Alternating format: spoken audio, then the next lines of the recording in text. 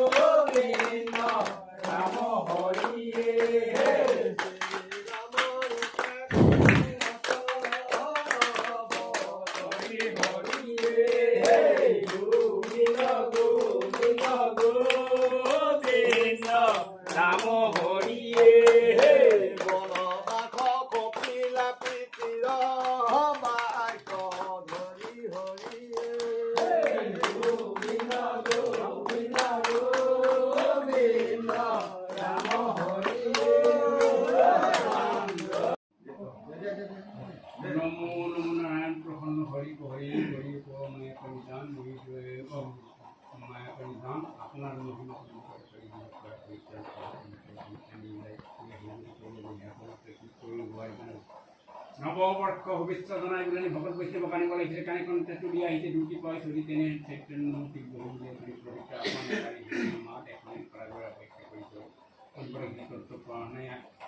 আভাস মাত্ৰ চিন্দ্ৰ খাই আপোনালোকৰ শ্ৰীচৰণৰ পদৰ ওলাই সেয়া সমগ্ৰ গৃহক শিক্ষিত কৰি তাৰ